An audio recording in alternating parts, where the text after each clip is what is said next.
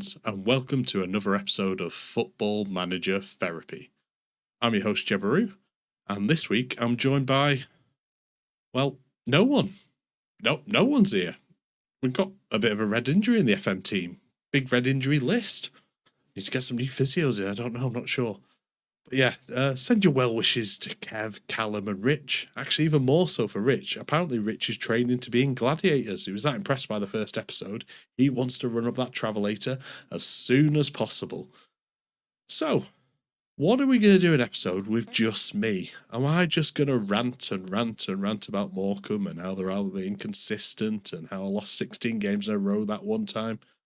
No, don't worry. I'm not going to go into that. What we're going to do, we're going to do a little bit of a filler episode or a little bit of a compilation episode, probably about a month too late, usually one of those things that you see over Christmas. But we're going to do the best bits of some of the guests that we've had on over the past year. We're going to hear from a variety of people on a variety of subjects, obviously all FM based. We're going to hear from Llama, Tony Jameson, Lollujo, and Josh Peach. We were going to put some Nick Madden in there, but I think we find it more appropriate if you just go listen to the entire Nick Madden episode where we discuss the match engine and all the foibles are working for the greatest game in the world. Anyway, enough of me. I'll be back to say goodbyes and all that later. But first up, got FMLlama. Way back there, definitely. What I would say though, Rich, I don't know whether I'm hoping somebody on your panel will remember this, but for me, that kind of lengthy pause between game time is actually a step up. But because before playing Football Manager games on computer, I used to actually play them via mail order back in the early 90s. I don't know whether anybody else remembers that, but you find like a little advert in the back of Shoot or Match magazine, and you'd write off, pay them some kind of extortionate fee, like £2 a week. And through the post, they would send you A4 bits of paper. Yeah, you have to tape the pound coins to get that. That's it. They sent you like a little pack and a little thing where you tape the pound coins to. I remember that quite well. Yeah, and it's. I think I got Preston in one league. I did, even though I lived 20 minutes away from Preston. I didn't know any of those players in those days and that type of thing. But yeah, I remember signing Phil Charnock, and that was about the only thing I can remember. But that's probably where I was with that. But that had a very Football Manager feel to it, and that's I guess that's where it all started. And then was that pretty much you?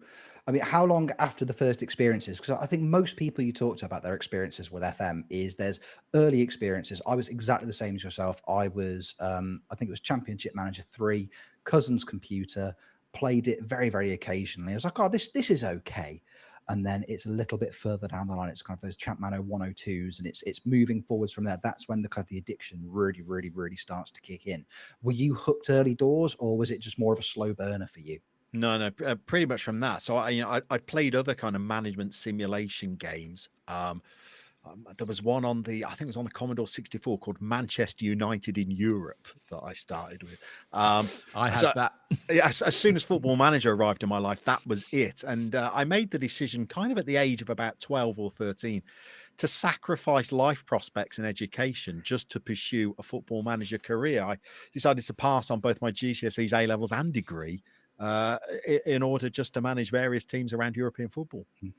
A man of culture, and I can respect it. I think there's not a single person who's listening to this that's going, what a terrible life choice he's made there. I was like, no, yes, it's the right thing to do. One man's culture is another man's lack of ambition, I think. Exactly. My brother was the same. He was at university doing very, very well, and then just developed a really, really, passionate parasocial relationship with Anton van den Boer at Fiorentina, and that was it for him. That was game over. We've all been there. Well, for me, it was Peter Raforike at Chester City, and the Chester City fans have never seen a season like it. And they never will again. They never will again. They've dreamt of it. So that was actually it's a good point. Are you because in real life, in the real football, you're a Birmingham fan? Am I right in saying, Llama? Fan might be putting it strongly, considering my emotions towards the club currently. I have been a long-term follower, but to be a fan of them in their current guise is difficult because of the ownership of the club. Fan, yes. Supporter, certainly financially, I try not to be. Sure. Are you like myself in as much as because we've talked about kind of managers saves that we'll pick up, especially if you've been playing the game for a period of time. I won't do Sheffield Wednesday saves when I play Football Manager. Generally speaking, I used to a long, long time ago, but these days I won't do it. Very much like yourself. Lapsed fan, shall we say, not necessarily supporter there of the club at the moment, due to just ongoing reasons on and off the field. Have you ever done, are you kind of a Birmingham City guy when it comes to Football Manager? Do you like to right the wrongs virtually, or is this, are you like me as like, actually, you know what, I don't want to be that miserable in real life and on a game? So this is probably a good opportunity to explain this, isn't it? So in Football Manager circles, I'm known as Llama. And many people think, oh, that's because he has some kind of sort of whimsical affection towards the camelid. And it's not that at all. So back in the olden days on the Sports Interactive message boards, Llama stood for a lower league manager, an LLM with a little a llama. And so whenever I play Football Manager, I play as what they used to call a llama back in the days, which means you start in the lower leagues. You don't use the search function, the player search function. You don't use the staff search function. You try and play the game as realistically as possible. You start out with no badges, no qualifications, and you always start out some real dirty sort of Estonian tier 9 club. So Birmingham are doing their best in real life to sink to a level where I might start a game with them, but as yet they've been thwarted in those efforts. I love it. Again, it's that lower league grind that a lot of, and again, you're in the right company. It's the right people. It's those lower league grinds. It's not necessarily strapping in and playing, loading up a Man City save, or going back to the older reps, loading up a United save, for example. I mean, Jeb, you yourself, you're not much of a Liverpool guy on stream. Have you got any kind of favorite kind of lower league saves that you've touched on back in the day? Any llamas? Because that's my new favorite. That's my new favorite acronym. I did a Liverpool save. I think it must have been like FM19. I think I streamed it or something along those lines. And I did one season. I signed Salomon Rondon for Liverpool, and I think that was the only signing I made to the squad. And we won everything in the first season. I went, I don't need to do this, that type of thing. I think I did one. So I had one. So I used to work for Game, who were owned by Sports Direct. So I thought, I'm going to go in and go do Newcastle save.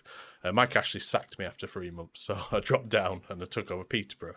And they sacked me because, I forgot why they sacked me. Oh, because I think I refused to sell a player. They sacked me after 3 months. So I ended dropping down all the way to the Vanarama North, and Chester came up. So I took over Chester, got them promoted. And then the Morecambe job came up from there. And that's where I'm from originally. So took over Morecambe. Took them up to League One on no budget whatsoever. Then they halved the budget when I got into League One, and it was, to be fair, it was about third. And Northampton came in for me, and then I continued on with Northampton from there. And it was the Northampton side of things. Lots of new gens coming through. It's quite nice to see. And I still remember winning the FA Cup, and in that FA Cup run, I'd signed Luis Suarez.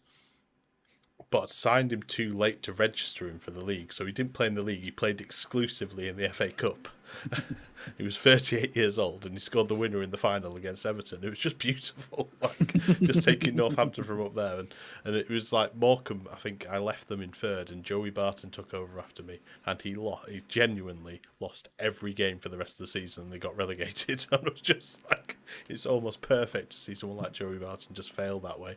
But I think the one thing that I had, and I put this on stream the other day, I usually have something on in the background on this screen, and I found Championship Manager on the Commodore 64, the 8-bit version of it. So I put that in the background. It was really nice to see one of the biggest continuations is spacebar to continue on everything. It's still the same. Like, it's not often that many people probably press it on Football Manager nowadays, but spacebar continues everything all the time.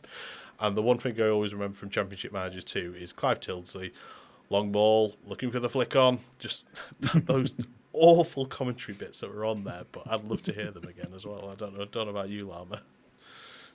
I miss that. I do actually miss some of the features that were in the older games. You know, like you used to be able to drag an arrow from your wide players for how far you'd like them to run. And you used to be able to click on with ball and without ball instructions and move them around. I quite like that.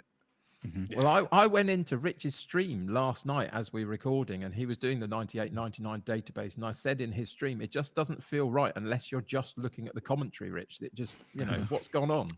All these modern footballers running around a pitch. Yeah, it feels really, really strange, doesn't it? You just want to turn it all off completely. Just turn off 2D, or just turn off the monitor and just have my face in the corner, and I'll just do the commentary. It's like, oh, Ronaldo scored. Ronaldo scored again. Ronaldo scored again.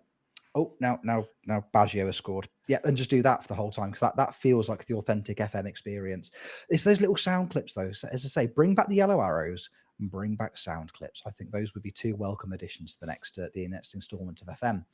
My friend John has recently purchased an old copy of LMA Manager, and he has just been recording all of the little audio clips that the managers play when you change tactics. So at least twice a day, I get a 1-second audio clip of a man just shouting, "Knock it long!" And if I don't get them, I almost feel like my day's not complete now. So bring those back. Bring those back, please. They are wonderful. We deserve more of them.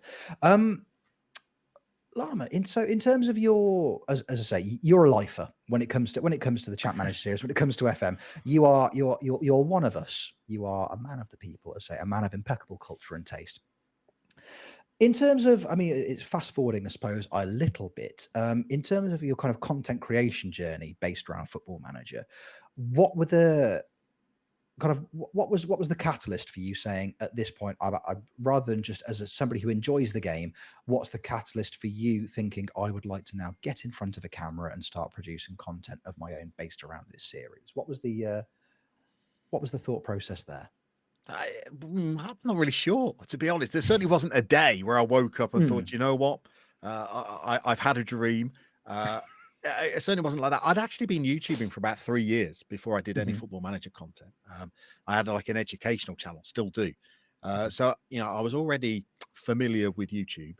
And then, like many people, global pandemics plunged me into a situation where I was at home a lot more. And I thought, do you know what?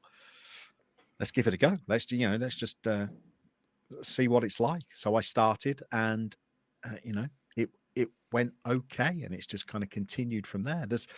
I'll be brutally honest with you, it's not easy, as the three of you will know, and there's probably been a good half dozen times where I've thought, that's it now. Then that's enough. And then you kind of get like a sign, something will drop into your inbox. An opportunity will kind of like present itself for you to maybe evolve your content a little and try something different. And it just kind of, spurs you on to continue. One of the things that I really love about Llama's stuff when I've been watching, and I don't watch an awful lot of content these days. I find that I need to detach myself from some of it just to keep myself sane a little bit in doing my own. But your series where you deep dive into specific countries and the leagues of a country, etc. How did that particular series come about? Is that something you were interested in before doing that? Were you kind of clued up in what other leagues were and other countries' football was, or is it something you found as you've researched them for that specific series? A bit of both, really. It's not like I spend a lot of my free time watching sort of third division Brazilian games, and I've naturally brought that passion into Football Manager. But I've always been a fan of European football, of global football, really. I'm not a fan of a Premier League club, and for many years I've not had a team to support that are in the Premier League. I've always preferred lower league football and overseas football. It just, I don't know, I might offend supporters of Premier League clubs here. It just feels like it has more soul and it has more stories. Sometimes when I watch Premier League football, it's kind of like, I've seen this film before. I know how it's going to end, I know Southampton will be 1-0 up with 10 minutes to go, and I know that Chelsea will score twice in injury time, and you'll get your hopes up, but the big guy always wins in the end. I like stories. The reason why I like football managers, because I like storytelling, I think. And so that the series you're referring to, it was called the League Lowdown, and I've kind of made a little bit of a niche for myself, I guess, making videos about save ideas. And one of the things I really used to dislike about Football Manager is, when you load up a game and then you're at the start screen and you want to play, but there's nothing that inspires you. You can't think of a club that would grip you. You can't think of a narrative or a storyline that you want to guide or be a part of. So I started making videos about, did you know the story of this club or this country or this league? And consider these teams, load them up, have a look. And they kind of gained a little bit of popularity. So I've continued making save idea videos to this day. In fact, I was working on one last night. So off the back of that, is there one specific club, league, etc., that you've researched and then thought for yourself, actually, that's really interesting. I need to deep dive myself into that a bit and play there or whatever. So that's the question, isn't it, Kev? And the trouble is with making this series, you feel like that every time you make a video, which makes it really, really hard. Because when you're not making Football Manager content, like you were saying earlier in your early days of Championship Manager, you can start again as frequently as you choose. But as a content creator, you kind of have to see it through. And you might play maybe 2, maybe 3 saves. If you're RDF Tactics, you play 3 or 4 a week. I was just about to say. you kind of play maybe 3 to 4 saves max during a game cycle. But every time you churn out one of these videos, you think, oh my God, I want to be in the Chilean 2nd division. And you think, oh, but I'm only 2 seasons into my current save. So yeah, there are clubs and leagues that I desperately like to manage in. But before making content, I didn't actually have that much variety. I'd actually go through little periods. So when I first started playing Football Manager back in the early days, I'd take charge of Premier League clubs. And then as the versions continued and I got into my teenage years, I slipped down the leagues. So I was starting out at League 2 clubs. And then I went continental. So I went through a little Belgium phase. From Belgium, maybe spent about 3 or 4 FMs exclusively playing in the Belgian 3rd division. Then it was Norway next. And then I found out what was called the Dafuge Challenge, which, gentlemen, I imagine you're familiar with from the Sports Interactive forums. Of course, but tell the viewers anyway. Just to, this is actually a thing. This is not me inventing things. This is a known thing. If you go on the Sports Interactive, in fact, if you go onto a popular search engine, you just type in FM23 Dafuge Challenge.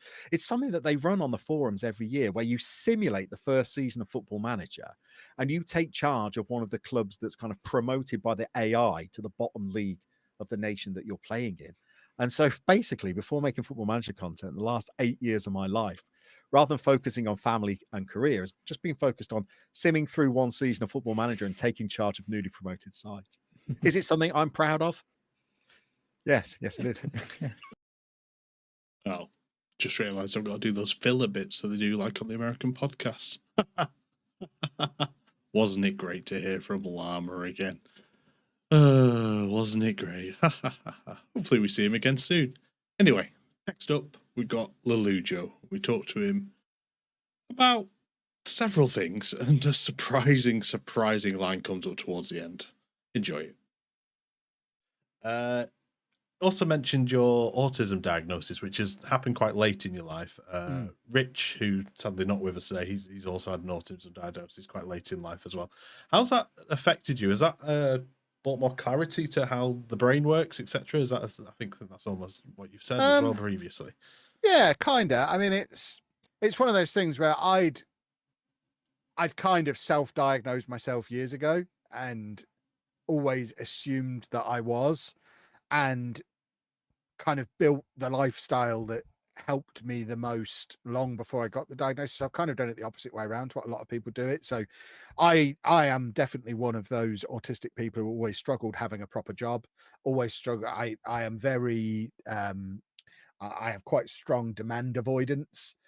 So I don't like having a boss. I don't like following instructions. I don't like following rules. I find it very challenging. So having to be in the same place at the same time every day, doing the same things and having to do them the way you're told to do them, even though you know there's a better way to do them, stuff like that. It's difficult to describe. It would be physically painful. I find it very difficult to do anything that I've decided is a pointless task. It's one of the reasons why I have to have an accountant, because I can't do my own bookkeeping, because I just find it so pointless, because I already know that I've done it right. So then going through and formalizing it into a different format, although I accept it needs to be done, my brain doesn't, and it's like, no, you don't need to do this. It's already done. You're already right. And it is just banging into a brick wall, and I feel the tension throughout my body, and I just want to like wave my arms around, and my head is ready to explode. It's horrible. It is horrible forcing myself into do things that I don't want to do. But obviously it's a long time now since I've had a real job. I've been doing this full time for 7 years now. Is that right? That might be right.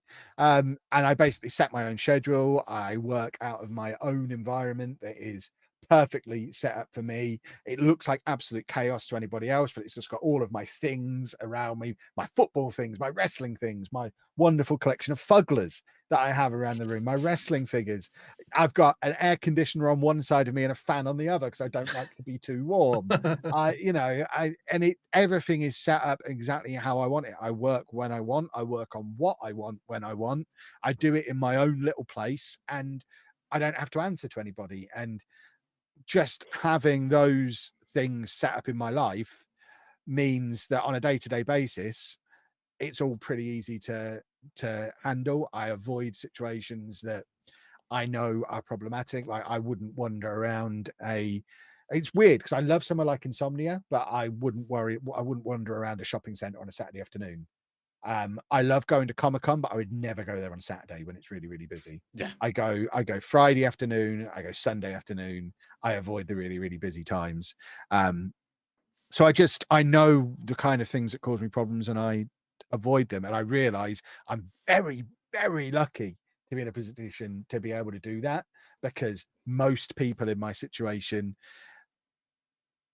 have to have all that other stuff that they still have to do because they need to be able to live, they need to be able to put food on the table, and it can be incredibly challenging. I spoke before about how I would sit around playing Football Manager when I was supposed to be working, and I was lucky to be in the right jobs at the right time where it didn't get me fired, and I actually ended up doing quite well, and I've managed to become reasonably successful, more by luck or judgment in most areas of my life.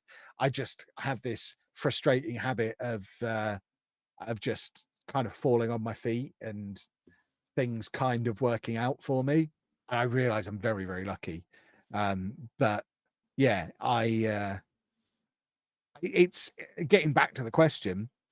It certainly explained a lot about some of the past relationships I've had. It explains why I don't know a single person I went to school with anymore. I don't really have much in the way of friends. Certainly not friends the way I understand friends to work. Like there is nobody aside from Anna who I would talk about feelings with, for example. So and that's always been the case with me. I've never really had friends. I have people I get on with. I have associates. I have colleagues, but I don't really have friends.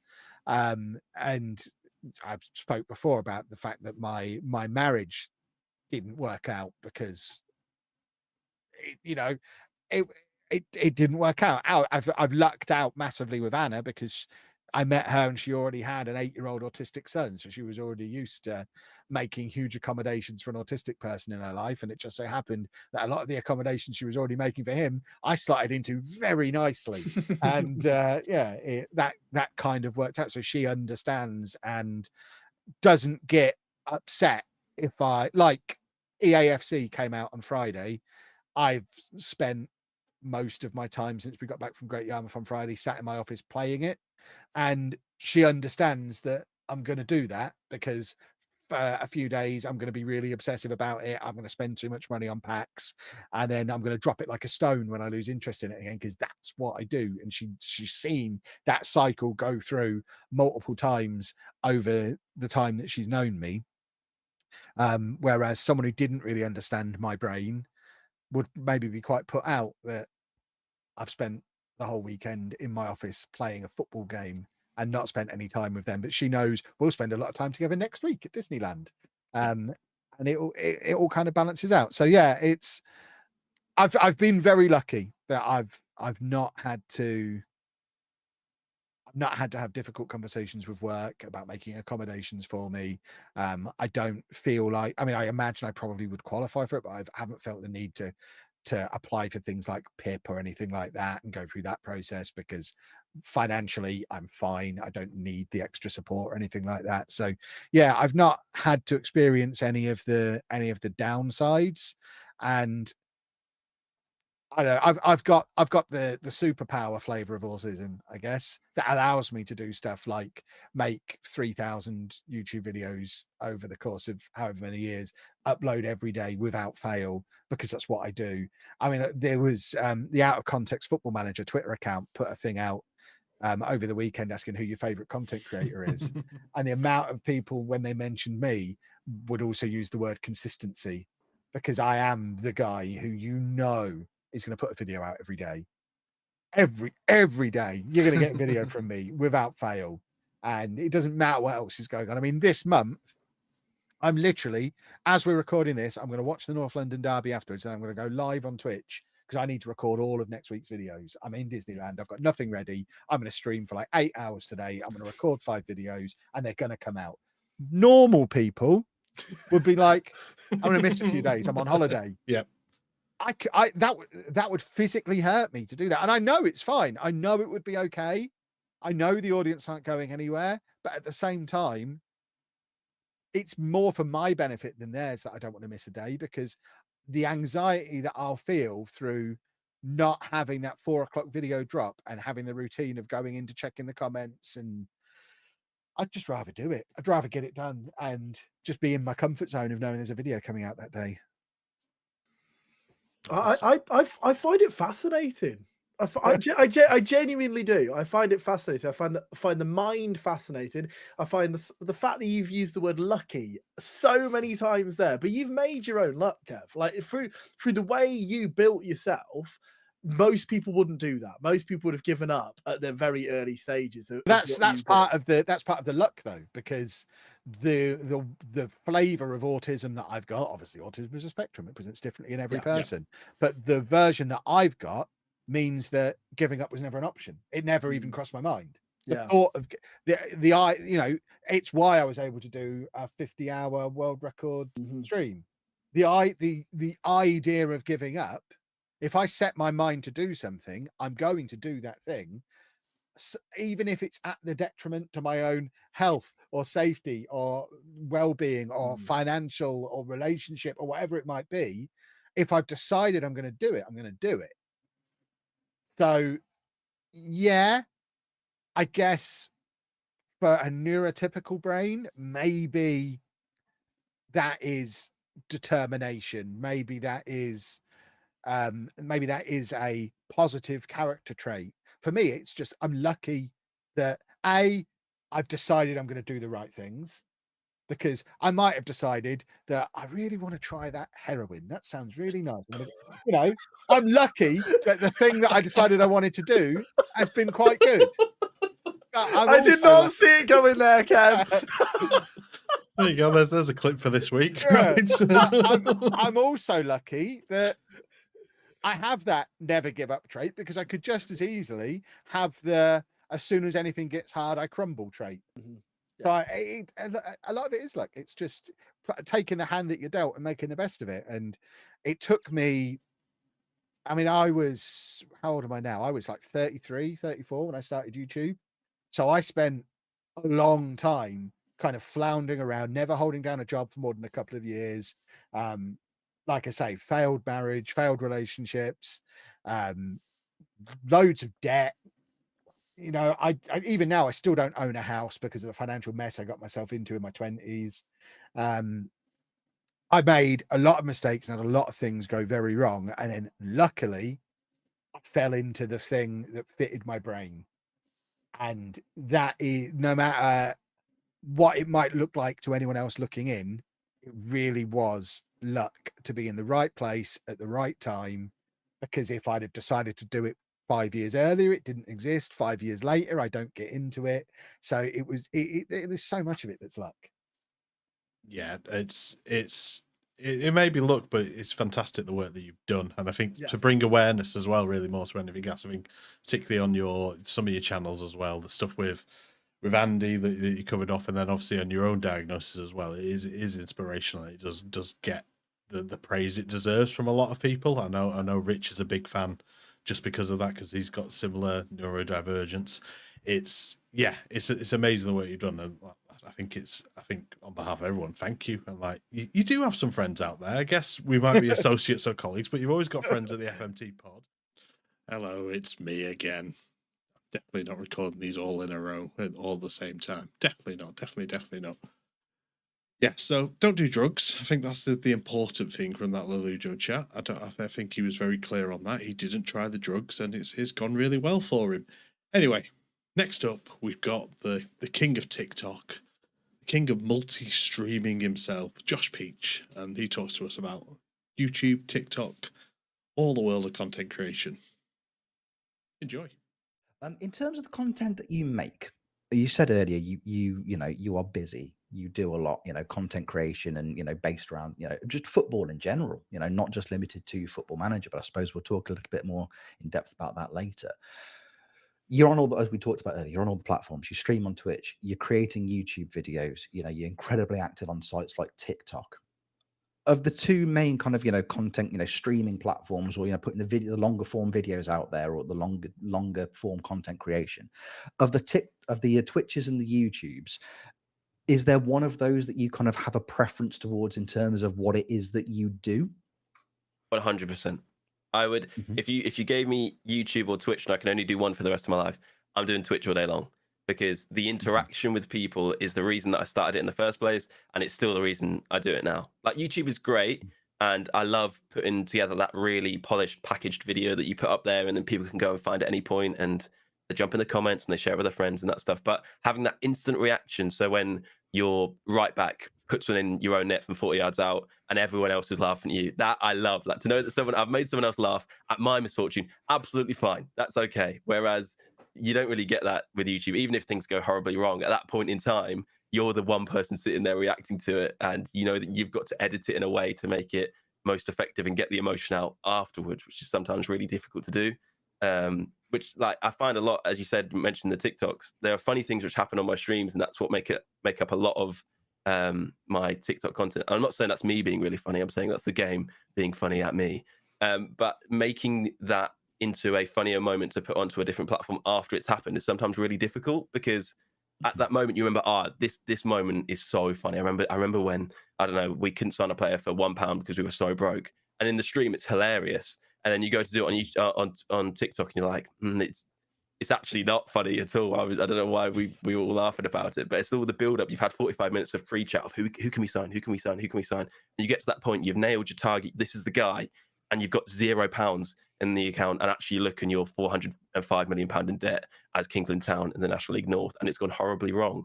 So yeah, I definitely say streaming over YouTube content. But then if you throw TikTok into that mix, that's a very difficult question for me, I do think.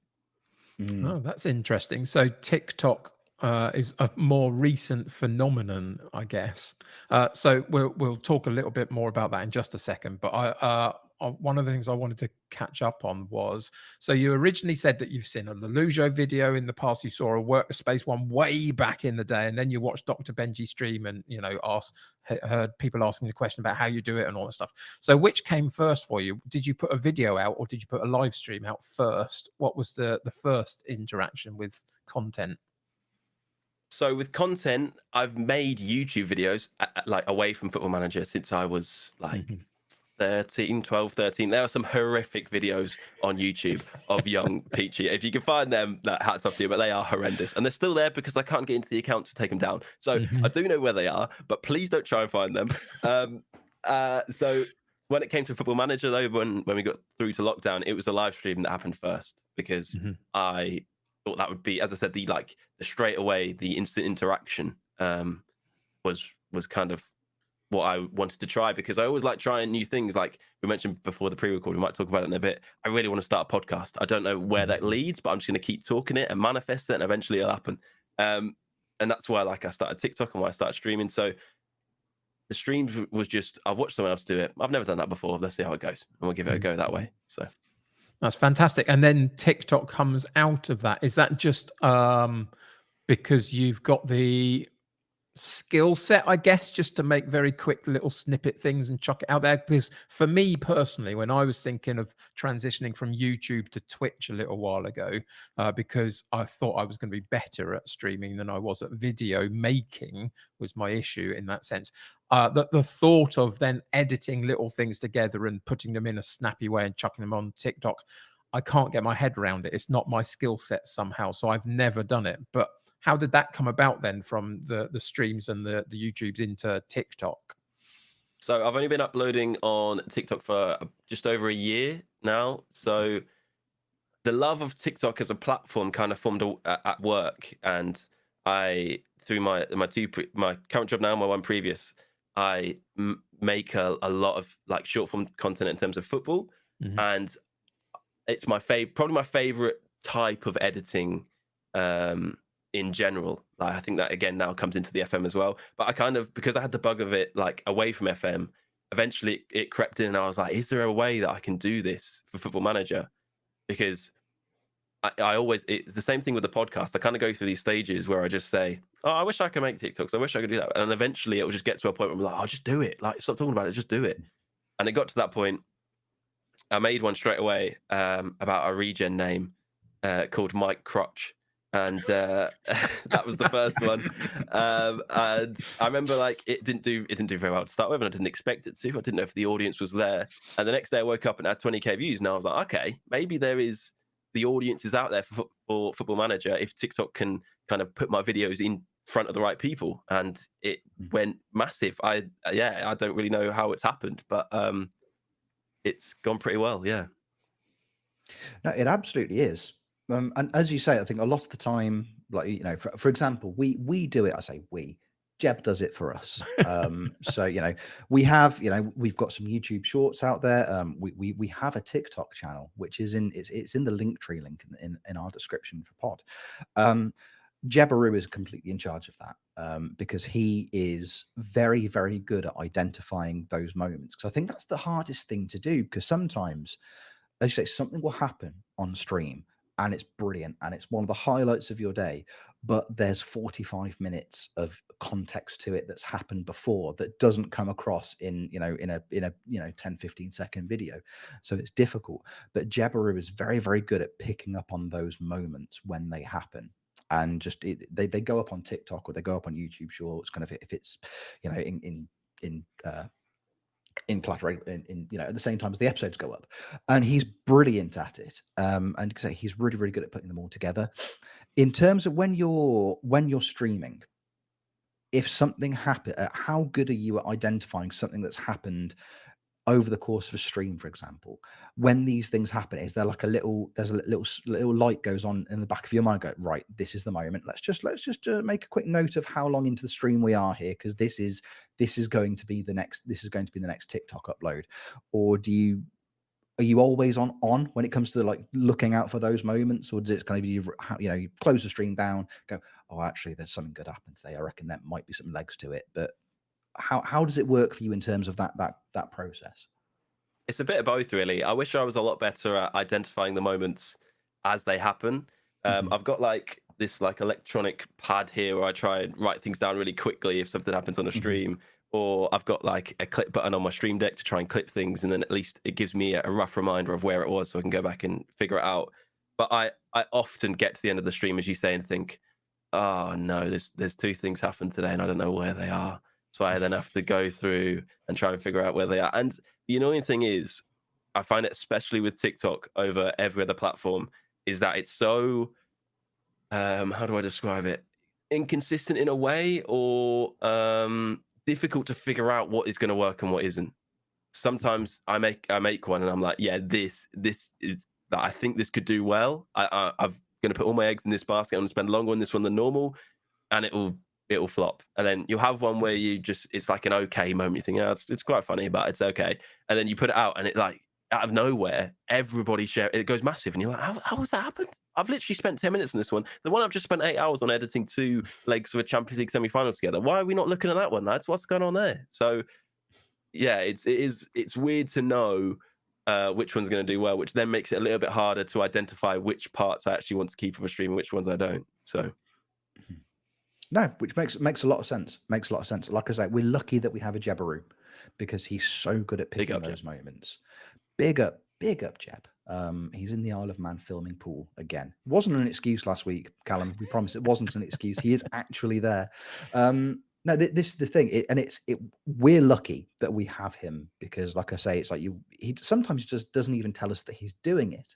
It just pops up the next day. We had a wonderful moment in our network save a few months ago where he left the password off. And then we had somebody joined the network game, and they managed Arsenal for about 2 minutes in game, and they had a quite interesting name as it turns out. But we still think about Jamie often. Jamie and his appendage. We think about it all the time, and that happens. Like in the moment, I'm like, oh, this is just funny. This is just a funny thing that's happened over the course of this stream. And then the next day, a really, really well edited YouTube short just pops up. You're like, he's clicked that, he's twigged that, and he's not said, oh, by the way, I'm gonna make something out of this. He's like, no, it's just there the next day. It's a really, really nice thing to have because I think would you say the success of your TikTok is drawing eyes to the other content that you're making, be it YouTube or Twitch? Have you seen a correlation between your popularity and your rise on TikTok? Have you seen numbers going up in terms of other content that you make? 1,000,000%. Yeah, it has been massive. I've always listened to lollujo and Dr. Benji and Omega Luke's another great example where they're like, make content outside of streams and you'll see the stream numbers go up. And I didn't believe it. I just thought, I don't have to do that. Like, this isn't what I'm doing it for. I'm just doing it to have fun, as I said, to start with, like interact with those people. And I started making the TikToks. And as you say, yeah, it really boomed. Like I went from maybe 25 average viewers at the start of FM23. And then I started uploading the TikToks. And we hit partner by January, I think. So you've got to an average 75 for basically 2 months or so, at least. And it was like hitting partner was something that was always so far in the distance. Not something I wanted to do, but something that I didn't really aim for. It was never a possibility, really. And it just happened. And I was like, how has this happened? And I mean, even today, I'd say the majority of my followers join and then type in the chat their first message is, oh, I've seen you on TikTok. And it's like, oh yeah, cool, thanks, welcome in. So it's massive. And that would be my biggest tip at TikTok, especially because of how poor discoverability is on Twitch. If you're genuinely doing this to look to grow, you need to make content outside. And the easiest way in, because discoverability is off the chain, is TikTok. Because it's always another video in front of your face straight away. You swipe and you're there. Probably pretty bad for like mentally and how it traps people and stuff like that. So that's a different side of it. It's probably not a very healthy platform. But if you're looking to grow on Twitch, selfishly, it's brilliant. I have a number of people that I either live with, the wife, or other people that just go down a rabbit hole of TikTok. It's never a platform that I've particularly investigated for.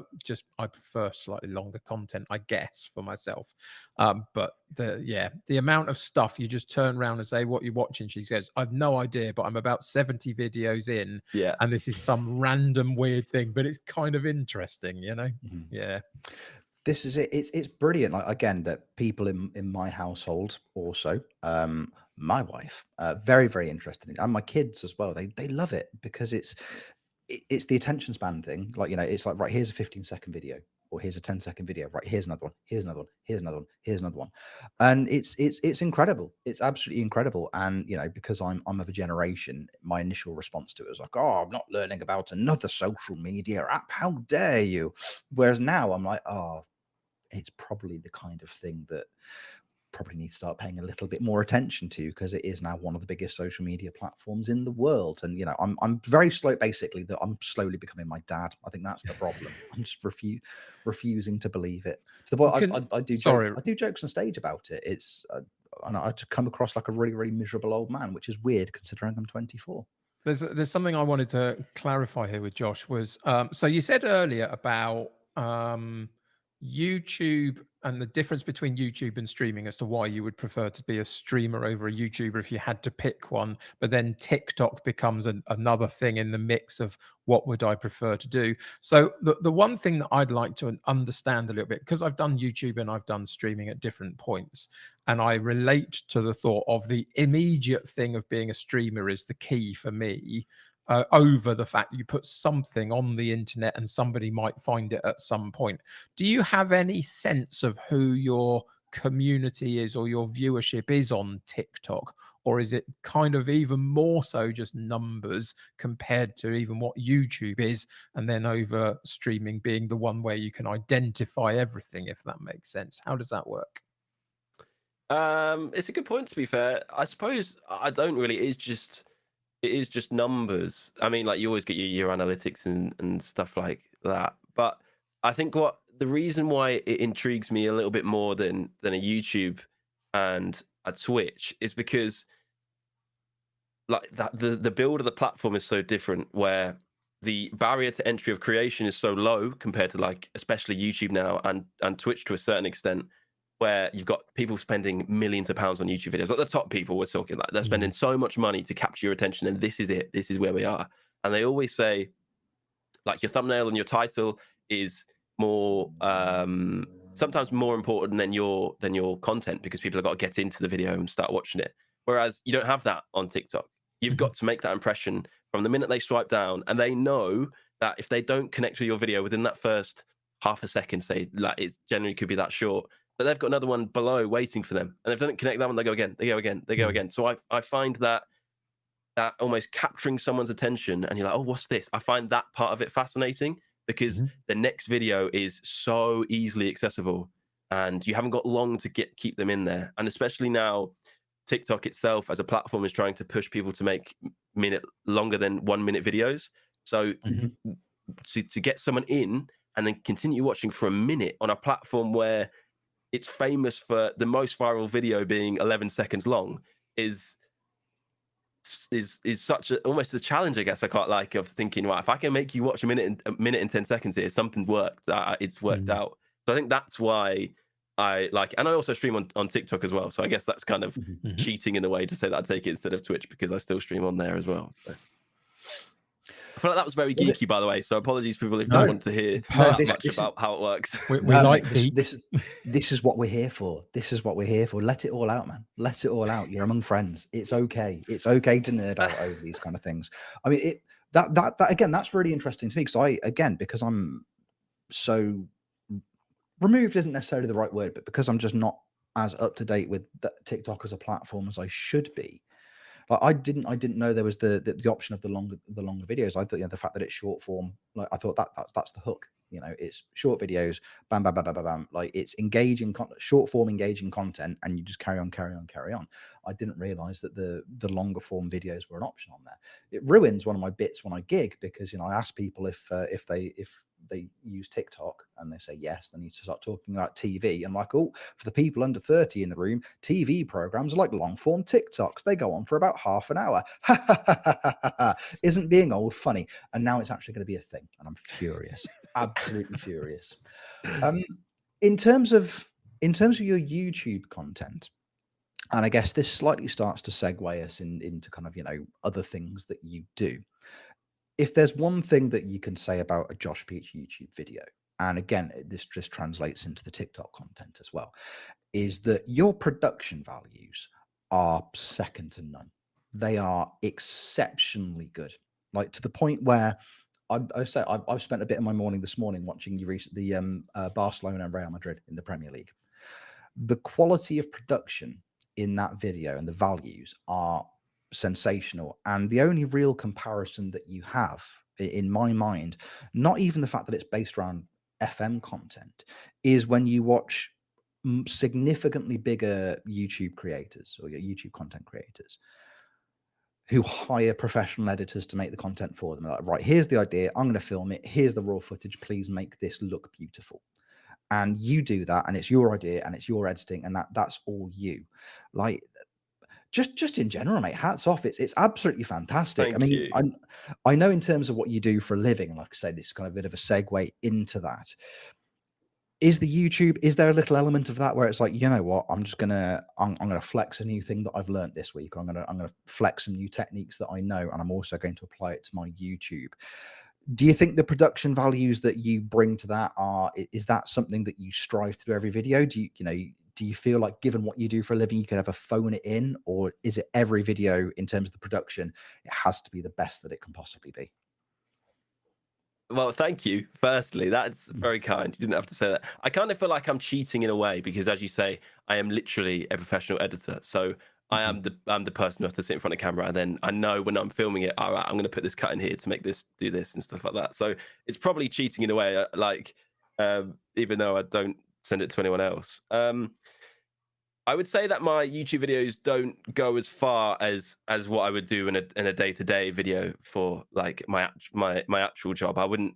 It never goes that far, but I would definitely say, and people have definitely said before, that I'm a perfectionist, and probably too much of a perfectionist. Like, I can't just leave something as it is. And yeah, I can't do a that'll do video because it just would get to me so much. And I kind of feel like with the people that know I am an editor, like people have asked me in the community, like, how do you do this and stuff like that? And like, I've helped some people out. If I then made a video which was really bad, like it would hurt my brain, and people would just be like, well, this guy gets paid to do this. Like, what is he doing? Like, this is not good. So yeah, I mean, there's definitely it's just.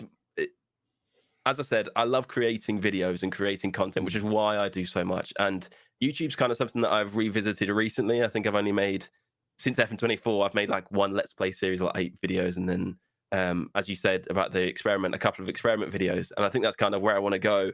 But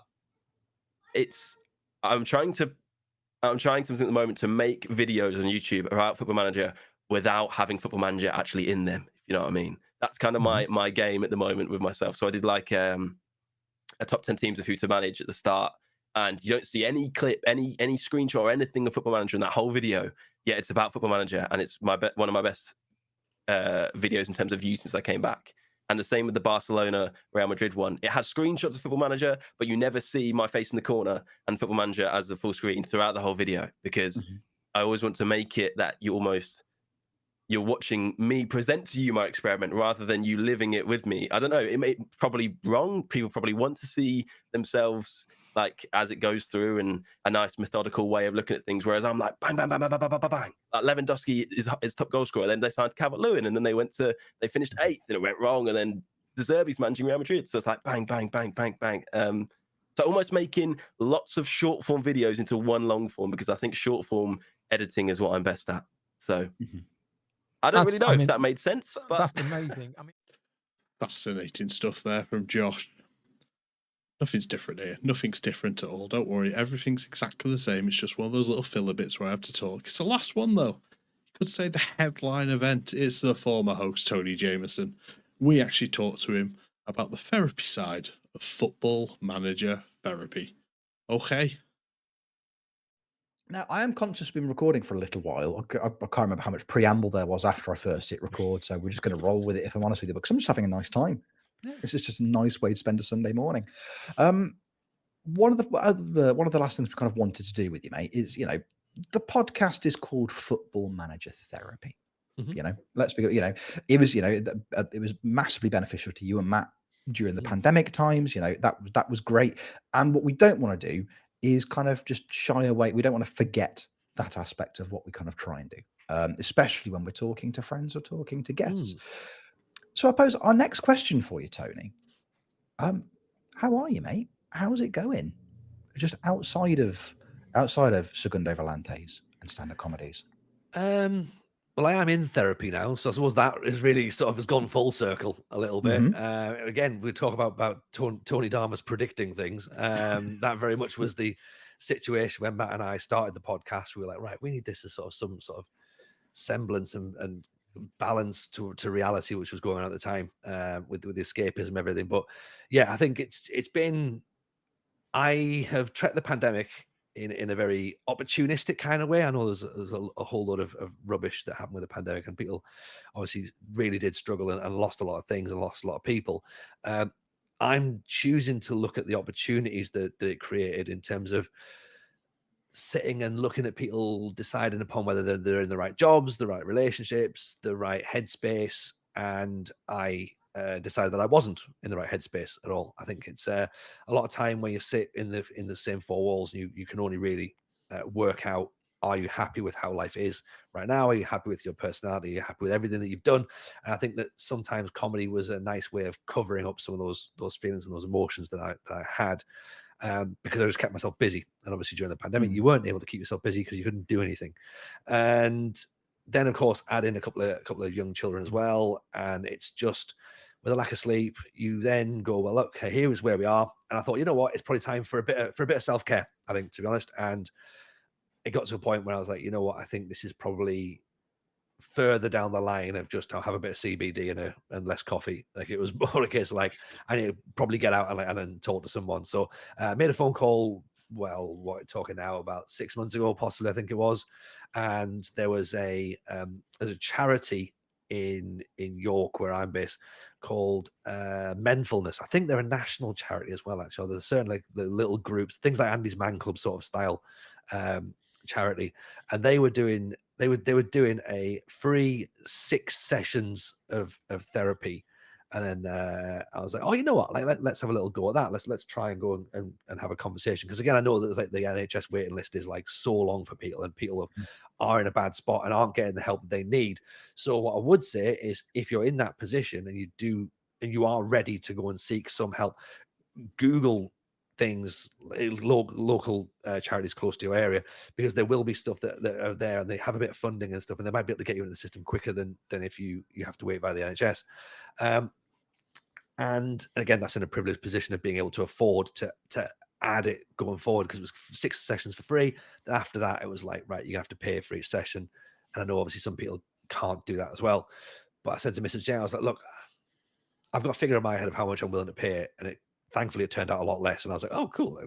We might as well then. Let's just do this.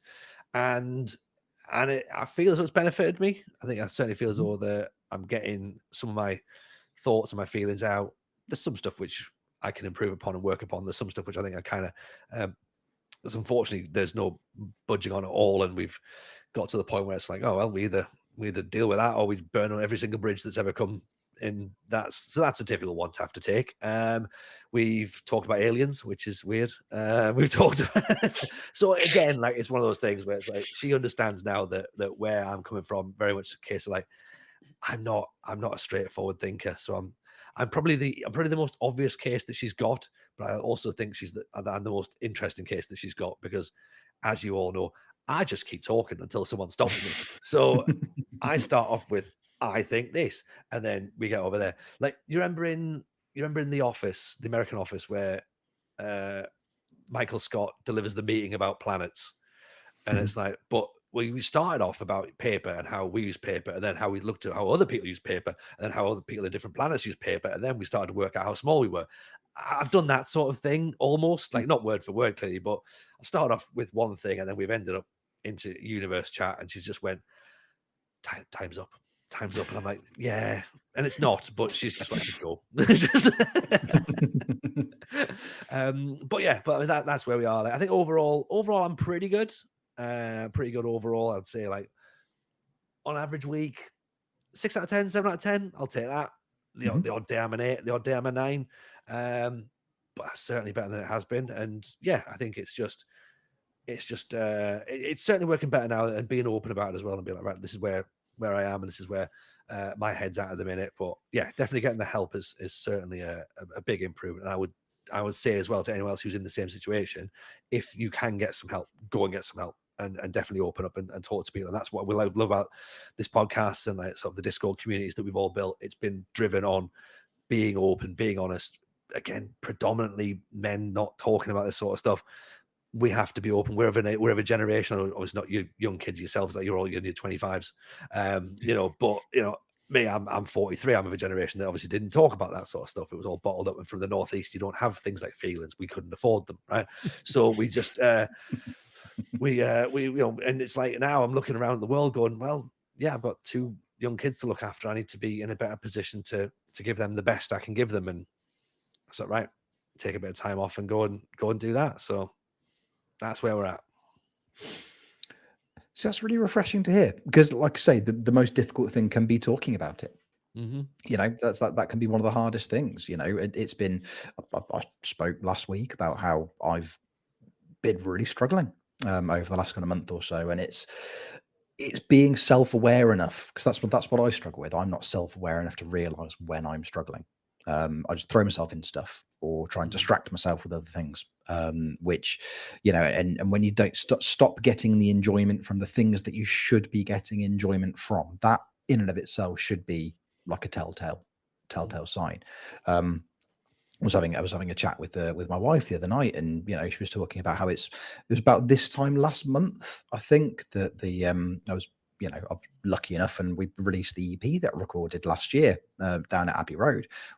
Wonderful experience, but that I was just completely nonplussed about. Once it was out there, I was just like, like that should have been a much bigger deal, and I was very blasé, just like. I think there was parts of the tour that was like that as well, like not fully taking in the enormity of what was going on, because I just treated as well. Yeah, like we're just touring, like aware now with distance from it, to be like, what on earth are we doing touring? Like, only a few years into comedy, like, no, like, that shouldn't have happened. Like, saying, looking at the show now, I can see so many things that are wrong with it, with so much experience. But the opportunity is there. You have to take it, like, but not fully appreciating what's happening while you're doing it.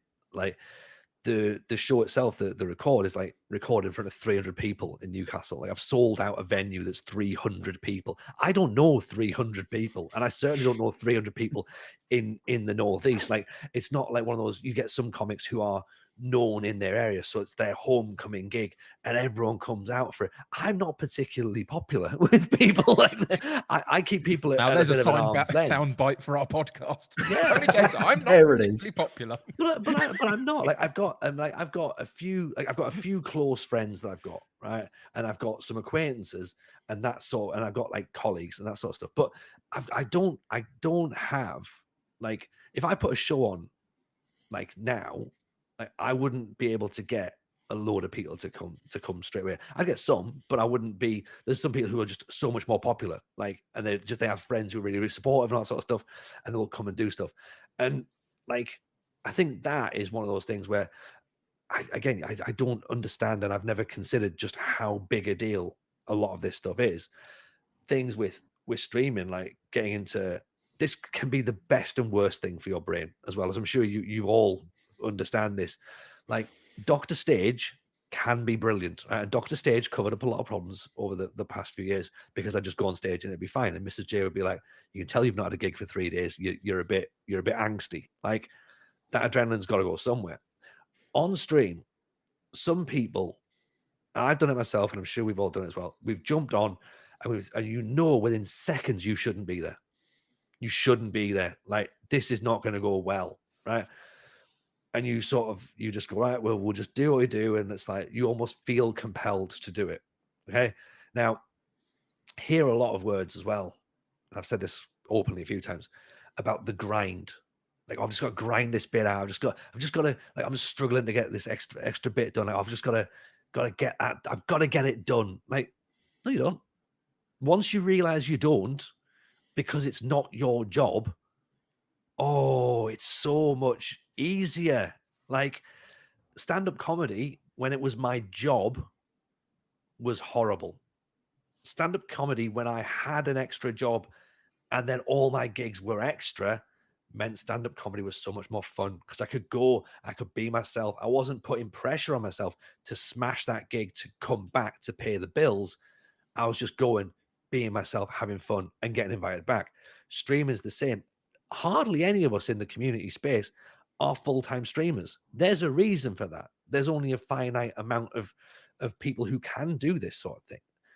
And most of us are doing it because it's fun. But all of us should be doing it because it's fun. No one's forcing us to hit go live. No one's forcing us to make a podcast. No one's forcing us to make YouTube videos. Kev, you made the really smart decision to come off YouTube because it didn't work for you. Mm-hmm. Whereas you could still be sat there making videos, putting loads of pressure on yourself, getting 7 views, and then feeling really crap about it. Like, people sitting and going, oh, but I've only got so many viewers, and I've just got to be like, I've just got to get on. Like, if you're not feeling it, don't go on. Like, it's, you decide. No one, you're not at the mercy of anybody. Like, you got to just have fun with it. And if it's not fun, stop doing it. take a bit of time off, come back to it, reevaluate what it is you wanted from it in the first place. And if it is, I've started streaming or making a podcast because I want to get more views, because I want to get famous, because you're in it for the wrong reasons. It goes straight back to the playoffs. You're in it for the wrong reasons. Work out what you want to be in there for. I came into this space because I saw a little gap and I wanted to add a bit of quality and a bit of something in there. And I thought I can bring something to it. Not what can I take out of it, what can I add into it? And that's where I go with it. I like it. Mhm. Absolutely, it's a smart way. It's a really, really smart way of looking at it. You know, I think there was somebody tweeted earlier this week. I think it was either other Kev, our friend lollujo, recent podcast guest, or it was Ben, and they were talking about people, and it's a similar kind of because it's that word grind. When was the last, with the exception of if you're Tony Hawk, when was the last time that grinding was fun in any way, shape, or form? It's just such a weird aspirational word. And I think it was either Kev or Ben. They were talking about I think it was the new FIFA or EAFC, as they call it now, and saying people are complaining there's nothing left to grind in the game. The game's been out for 3 weeks and they've run out of things to grind. It's like, but if you're grinding, like, that's not a word that I ever associate with enjoyment. It's not anything that I ever associate with a good time. So why do it? Why force yourself to do that? R&B music in the early 2000s is probably the only other place where grinding would be seen as a positive. Yes. I don't see nothing wrong with a little bump and grind. But you got to have the bump as well. Without the bump, it's horrible. Maybe that's horrible the thing, business. Yeah. Grinding gearboxes aren't fun, are they? No. Just bump, awful. Just grind, woeful. But together. There we are. Thanks for listening. It's been an interesting compilation episode. Some of our best bits. We've enjoyed them. Hopefully we won't put too many of these out, but we should be back next week. You can follow me on twitch.tv/Jebaroo. You can follow the other guys on twitch.tv, the United City FM for Kev, twitch.tv/YCallum for YCallum, also his YouTube as well, same again, and Rich Owens FM, not Richard Owens.fm on Twist, it's Rich Owens FM on Twitch. You can follow him there. But we should be back next week for more Football Manager therapy content. And hopefully soon those FMT awards will happen. We'll start putting some ideas and voting out into Twitter or X, whichever one you prefer. But until then, we'll see you next time. I'm waving. Bye-bye. See you soon.